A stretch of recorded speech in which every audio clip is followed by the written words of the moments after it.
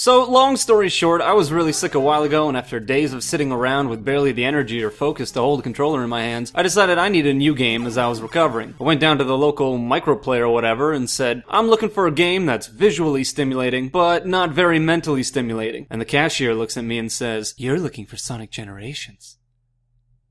And then she winked at me, and I loved it. Exciting, beautiful, most childlike fun I've had with a game in years. And playing through Generations made me think back about the earliest Sonic games and some of their design decisions. See, I owned Sonic 2 growing up and played the shit out of it, but I always thought that the Sonic 3 and Knuckles duology was the better experience. Hydrocity Zone, Ice Cap, Flying Battery, Sandopolis, Lava Reef 1 and 2, they were all stellar and stood out to me far more than any of my favorite levels from Sonic 2. But while Sonic 3K may feel like more of an achievement in stage design, there's a huge difference between the two when it comes to their core design, and that makes me favor Sonic 2 in reevaluation, and that isn't how they create incentive to perform well. This isn't a big deal with games in the modern era, with stuff like rankings and leaderboards for the competitive angle, or hidden unlockables or collectibles for more of an exploratory reward. The platformers back then didn't really have any of that stuff, and much of the incentive to perform in old games come from high scores or extrinsic goals like the speedrunning community, which didn't really exist back then. For platformers, performing well simply meant reaching the end of the stage most of the time. Many platformers offered a unique and specific series of challenges where the player had to evade enemies or make tricky movements with high penalty for failure. But games with more open design and branching paths often fell into the trap of giving players an easy way out. And hey, I love those games to death, but being able to fly over 90% of a game's content is not conducive to platformer design. With Sonic games, the incentive to perform well during stages was really low. With even one ring, you were potentially invincible, and bottomless pits were fewer and further between than you probably realized. So you could just half-ass your way through most levels and be fine. Hell, spikes didn't even automatically kill you after the first one, and if you reach an obstacle that was too tough, you could probably find an alternate route that just bypasses it anyway. And I mean, the levels were timed, so I guess you could try to complete levels faster or collect rings for a higher score, but high scores didn't really matter to most players at the time. Players wanted a reward for being awesome at the game, and in a lot of cases that meant getting the best ending. In Sonic's case, that meant the player's incentive to perform was in the bonus stages, where collecting Chaos Emeralds unlocked the true final boss of the game and gave the player the real ending. And here's where the problem lies. The only way to get into the special stages in Sonic 3K was to find the big golden rings hidden in each level, but there were only a few per stage, so your opportunities are limited, especially if you fuck up. And with branching paths, you might go through a whole stage and not even run into one. So achieving the best ending in the game revolves entirely around your performance in the special stages, but the only thing that matters when you play the stages is knowing where the giant rings are. It's not like this in Sonic 2. There you still need the Chaos Emeralds to get the true ending, but getting into the special stages requires you passing through the stage checkpoints with over 50 rings. This changes so much. Not only do you have more opportunities to enter and retry the special stages, because checkpoints are fucking everywhere, but having an entry fee means that you have to perform well in the stages to even get a shot. This means approaching enemies cautiously, timing your jumps carefully, and exploring the stage to collect more rings. When you get hit by an enemy and lose your rings, it's like, oh fuck!